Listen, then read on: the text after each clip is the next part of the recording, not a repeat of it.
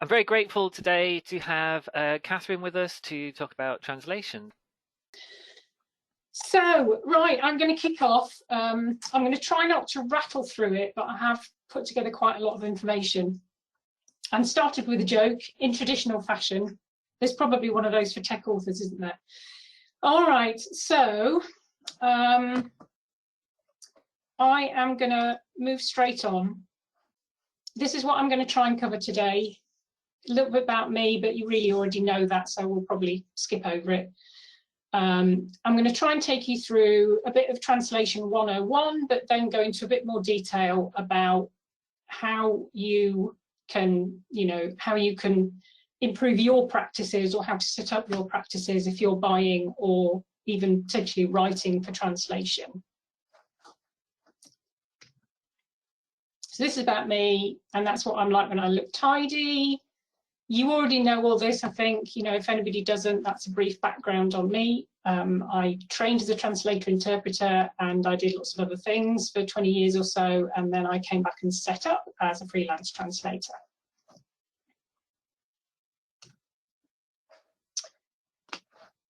So in terms of who this is for, I would caveat it, it's in the sense that what I'll be able to tell you is based on my expertise of translating into English. The principles are basically the same. So, if I understand that you're all going to be wanting to translate content out of English, or largely, you may translate to English as a pivot language to translate to other languages. But so that's the only caveat, is that obviously I don't translate English to Japanese or anything else. But my aim today is hopefully to take you through the basics and give you a bit of inside information along the way that I hope is going to be helpful. Oh.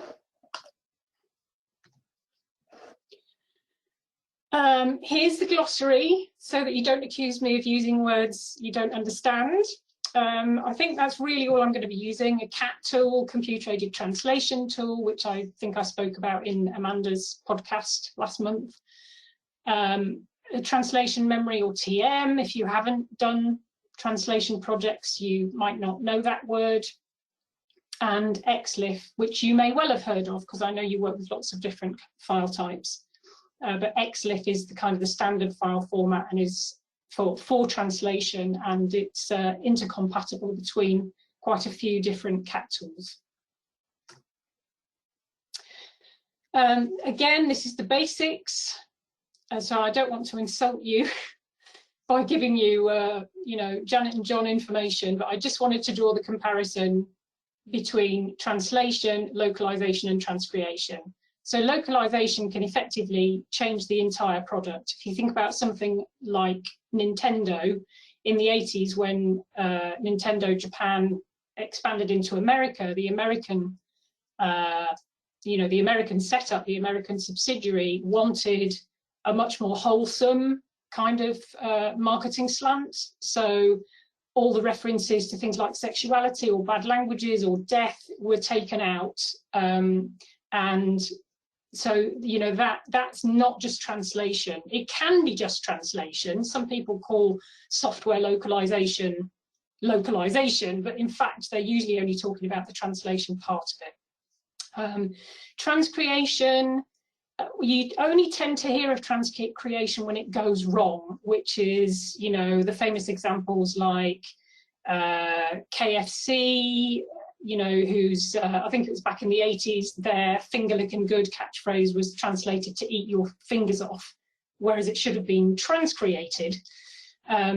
So that's kind of localization, but also transcreation gone wrong. And there's infinite examples of that. The latest one I heard was a few years ago with Coca-Cola putting vending machines out in New Zealand, and they wanted to localize them into Maori for the native population, and what they ended up with instead of hello mate was hello death, because mate means death in Maori. So, transcreation is where the expensive howlers occur.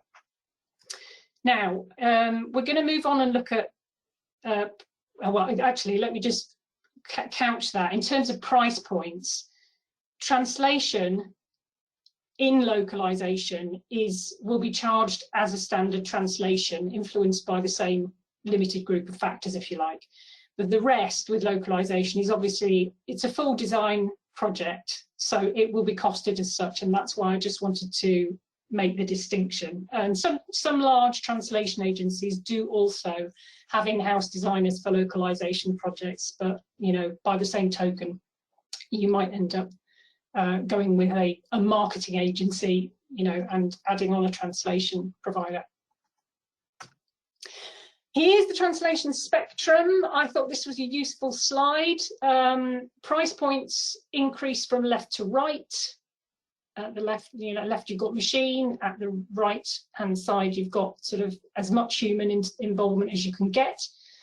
If you want to know about post editing and machine translation, then I'm going to refer you back to the podcast because I talked about it quite a lot on there. So in your position, you know, in what you do, you're essentially looking up here mainly specialized translation, possibly occasionally transcreation, which is a very different process and takes its different timescales. Obviously, to come up with an ad slogan can take 3 words to do 3 days, but this is probably where you are. And I've also added in SEO translation because that's sort of a growing trend. Some translators are trained in it and some are not. So it's just something to bear in mind if you need it. Okay, here is the process. Basically, I import a native file. I add a TM and a glossary if I have any, or an empty one if I don't. Then the actual translation part happens, and that is, you know, I've got to be looking at various different things during that process, or should be if I'm a professional. I then review it myself, review everything I've done sentence by sentence. I send the customer queries if I have any. I might flag up what I think might be an error in the source and so on and so forth, or anything I don't understand or it's ambiguous. I run an automated QA and essentially manually correct the errors from that, integrate the customer's answers, export the content back to the native format, and there's a couple of exceptions to that. XML files, for example, you can't export them in a kind of nicely readable format. Sometimes you have to set up a different file format, but I'm not going to go into that today because it's too complicated. InDesign is another one, but so you know, the point is, if you're going to export the content, you have to have the native application on your computer. So unless you have InDesign, you can't run out a final version in the target language of an InDesign document. There is a little known workaround which I use, but just so that you know, that can be an issue. And then over to the reviewer or straight to the customer. So I'm now, I hope, if it works, I'm going to just stop the, here we go. So now you should be seeing my computer-aided translation tool, Trados. And I'm going to very quickly show you round a translation project. So I've set up a sample project, and I've already imported a short Word document, basically. So I'm not going to take you through the setup, but this is all what it looks like when you get there. So I just want to give you the anatomy of a CAT tool, if you like. So here, for example, are my project settings, and this is where I have things like file types. You can see all the common files are in here, and the system will recognize what kind of file I'm importing, unless there's no definition in here for it, in which case it might be essential to create one. So I'm rolling down here for those interested in Madcap. You can see, you know, certain things that might be relevant to people there. This section also is where the verification settings are, which is actually for the end of the process. So I can check terminology, I can check tags, and I can check general aspects of the text. And when I run that verification with my settings, it will flag up, including false positives, unfortunately, but it will flag up everything I've asked it to. if it thinks it's an error, and I have to then go through that and check whether things need amending or not. So that's kind of the automated QA side of it. I realise now I'm kind of doing this backwards, but it was just easier to start top left. All right, so if we open the file, sorry, go to the file view. So this is just a short sample from the machinery directive that I've added a couple of sentences to as well, because it's public domain. So here we're now in the actual file. This is the translation memory. So if I'm in this segment, there's nothing there, which means it hasn't been translated before. This hasn't been translated. If I go here, you can see it's already dropped in that phrase because it's in the translation memory and it's 100% match. In other words, it's exactly the same. So I could delete that as if I was starting afresh, and when I get to that segment, it will drop it in for me. To the right, we have the glossary, or a term base is what it's called in Trados. And if I pick a segment, oh, that should, oh no, wrong segment. Okay, that didn't work how I thought it was going to do. There you go. So you see this red mark, that means Trados has recognized that that word is in the glossary. So if I start typing that, it will also auto insert it for me. And with the glossary, you can add, if you can see here, it says lifting gear, machinery directive preferred. Now I've added that as an example because you can also add context and status to your terms. So I'm just trying to give you an idea of kind of how much you can do in terms of how detailed the glossary you want to provide to translators, because you know the systems can cope with them. So this is the editing window, this main window here, and if I type something in, you'll see I've got this pencil here. That means it's draft. If I confirm it, it gets a tick and it's now in the translation memory. But if it's wrong, I can change it again and reconfirm it. So, you know, it's kind of not once and for all. Another thing that's helpful for you to know about, or helpful in terms of understanding how to leverage the TM, is something called concordance, which I'm just trying to find. Here we go. So say if I forget the purpose of this word, I have a mental blank. I can highlight it. Oh, that should, why isn't that working? Hang on, okay, my shortcut key. And it will bring up any segments in the translation memory that contain that word. So I can now see, oh yeah, it means purposes. And you can do that with one word, you can do that with parts of a sentence. So that is another reason why a good translation memory is helpful to a translator who might not have done, you know, dealt with your products before. Let's see, I was going to show you tagging. So I've just added these sentences in, and this could be any type of tag, but here it should show us, you say, if I put the full tag view on, it tells you what kind of, excuse me, what kind of tag it is. It could be, you know, all manner of things. And that's so that you know how certain types of formatting and, you know, for example, URLs, all sorts of things that you can set to be tags. So the final thing, I'll just show you a different type of match, because this is a full match, these two that I've got in here. If I type in here to switch the machine, don't judge my grammar, I'm thinking of, you know, I'm just trying to get through this. Switch this machine on, press the green button. Now, if I confirm that, you can see here now, we've got a 78% match. And up here, you can see what's changed. So instead of switch on, it's switch off. And instead of green, it's red. And so that is, you can see hopefully how the translation memory helps the translator.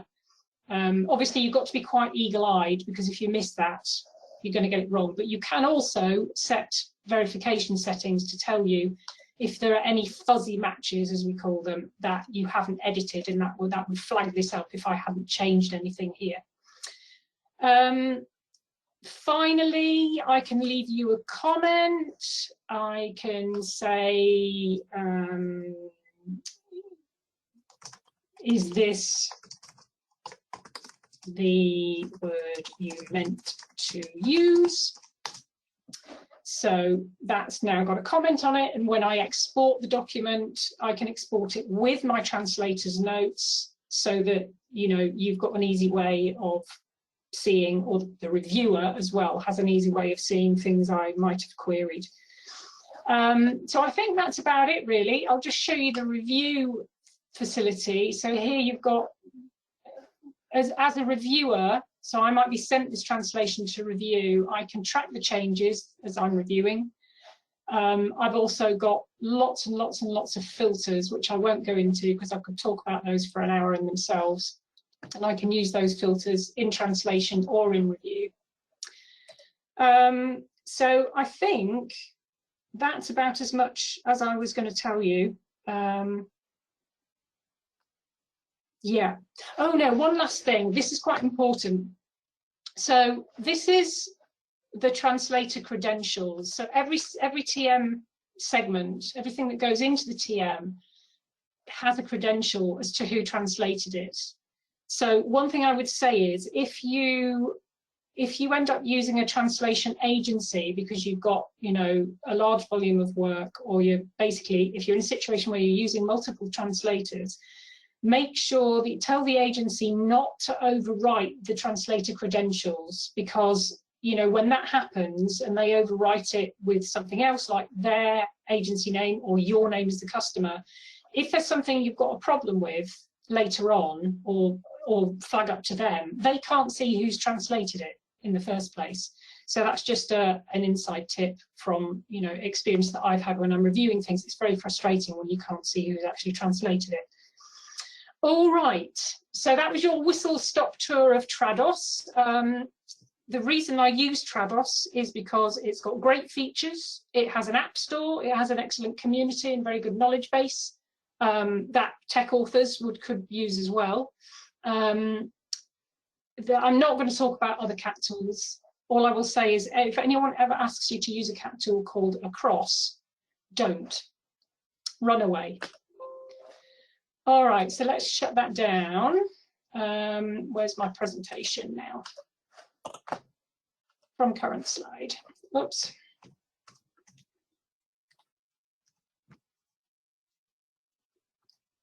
All right, so back to, let's talk about quality and price. I'm not going to labour the point about bad and good writing, because it's your job, like it is mine, so you know it when you see it. But the word liner uppers is not my phrase, but it's very accurate, and it's a phrase used by a lady called Chris Durbin, a very well respected translator, and I'm going to show you an example of hers that I've got today. So word liner uppers get stuck in the syntax of the source text. It doesn't really matter. This was actually from a German, these examples, but these are all examples that I have had to correct. And trust me that the one on the right hand side is correct in context, if you're wondering, whether it's during OPC client implementation. It's actually during rather than after, or whatever. But these people get stuck in the syntax of the source text, and they try to include every word, and that usually produces a result, or often produces a result, that's not much better than machine translation like Google Translate. So, you get symptoms of translation ease, of the itis, by the itis, as I like to call them. And on the other hand, communicators, which is what translators really need to be, ask themselves, what's the message here? How would a native speaker expect to see it expressed? And that's the big difference. So notwithstanding the fact that if you're translating out of English, you don't speak the other language, I can assure you that these two categories of translator will exist in every language pair. So let's look at a more detailed example with price points. Oh. Now, this is the example I was talking about. I'm just going to give you a couple of minutes to read that. The French source on the left doesn't really matter.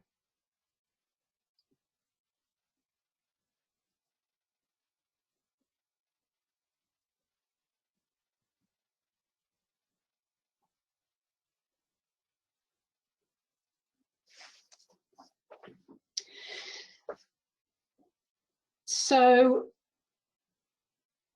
you can see, I would guess already, that there's really very little difference between the machine translation and human translator A. And this is a real example, okay? This is not made up. So in terms of what you've got in the middle there, you've really more or less paid 14 euro cents a word for nothing. Projects are not always broken down by word, but it is in this case, it's sort of a clear way of understanding it. And in the work I do for the revision work I do for particularly large translation agencies, I do see a lot of this and have to make it into this. So translator A, it's clunky, it's unnatural, the terminology is wrong.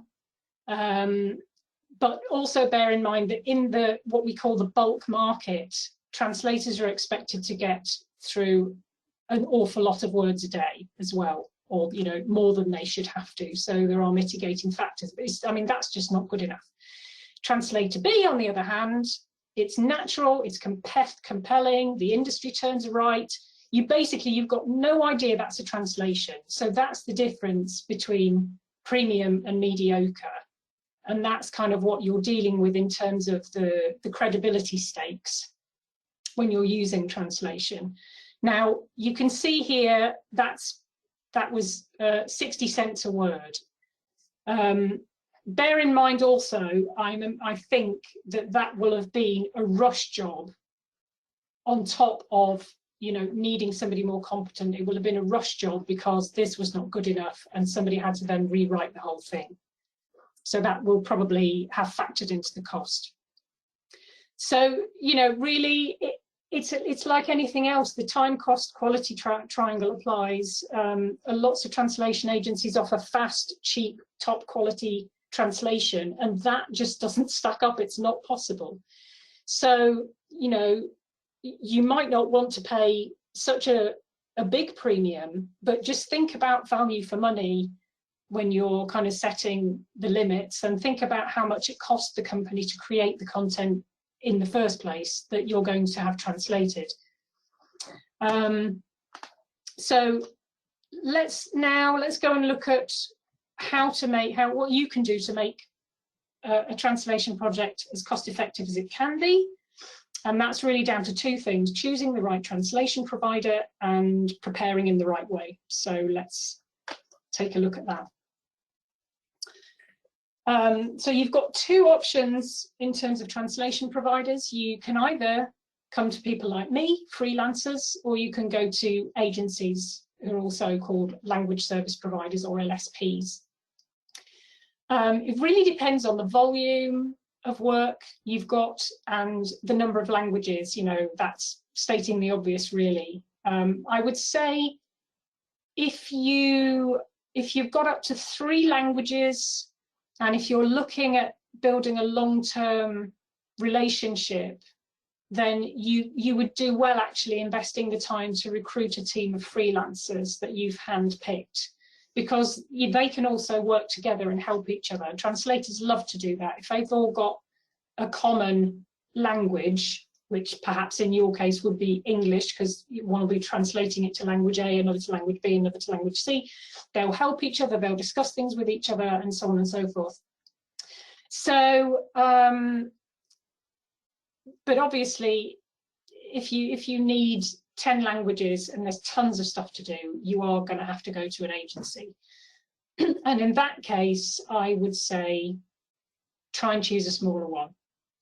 Because in my experience on the receiving end and from talking to other translators, smaller agencies tend to logically perhaps, you know, have better relationships with their vendors, their translators, and the translator quality tends to be better because they, you know, there's more at stake for them as a smaller business.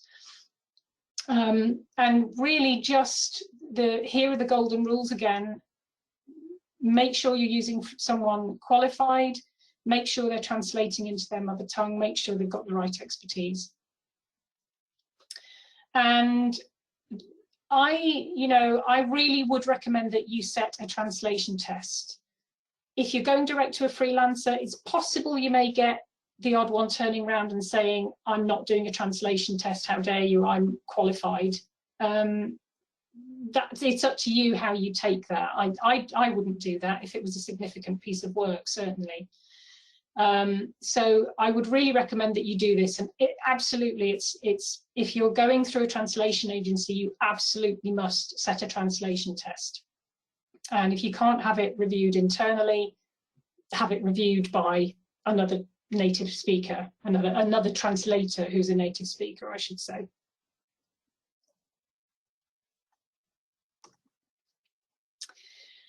What can you do to prepare? It's not, there seems like a lot of information on this slide, but I think it's mostly talking about reference material. Provide a brief, because as translators, we really need to know, we should always ask who it's for and what it's for, but it kind of means you've done belt and braces. If you provide a brief, then there's no excuse for getting it wrong in that sense. Provide a glossary, build one yourself, and that's an investment, an upfront investment that's well worth it, or ask your translators to build one for you to approve. Please provide a list of abbreviations. And then reference material, really it's up to you. As long as it's relevant, you know, all sorts of things can be helpful as reference documentation. If you've got existing bilingual documents in the business, you can have those actually pulled into a translation memory. So that's in terms of what you should be looking to provide. Agree a realistic deadline and try to agree a time window for queries. I mean, not so much a time window as just be aware that towards the end of the translation phase, there are going to be linguistic queries of one sort or another. And there's so many times I've sent queries, you know, within the deadline, sort of at the appropriate point for the deadline for the project at my end, and the person who is capable of answering those queries has gone on holiday or similar.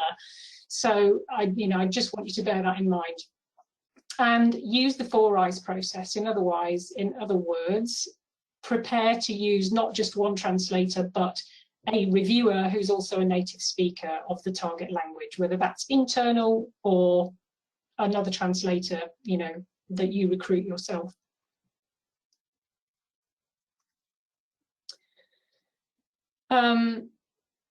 So this is a follow-on in terms of the softer things around that, rather than what deliverables can you provide in preparation. Please finalize the text before handing it over. You know, sometimes it can't be helped, but you know, sending a change document mid-translation creates extra processing work. I won't bore you with why, but you're dealing with software tools, you know. So you might need, if it can't be helped, you might need to adjust your deadline and budget. So just be prepared for that. Make sure all the stakeholders agree on terminology. You know, your hair would fall out if I could show you the problems I deal with some customers, because the engineers call it one thing, the marketeers call it another thing, and so on and so on. And it's, you know, that just doesn't help anybody. And generally speaking, it's just about providing good quality documents. I said in the podcast last month that sloppy source documents are the bane of a translator's life. And I also said, that technical authors are professional writers, and so you would never expect that to happen, with you guys. But it might be a message that you need to pass to someone else in your organisation, how important that is. And software is a particular problem for translators, i.e. translating software, because that can be very, very difficult. You see empty database, well, that could mean empty the database, or the database is empty, or the empty database. And unless you've got some kind of context or qualification for that, it makes life very hard.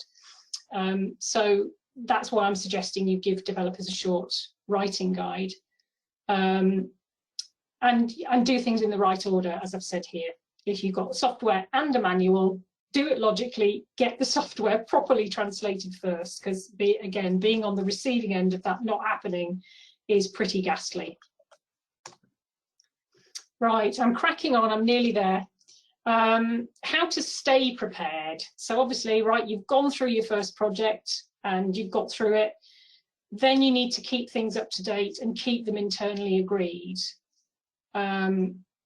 Keeping the TM clean, I mean, if you start to get poor quality translations in there, that's going to pollute your translation memory. So another argument for making sure you use competent translators.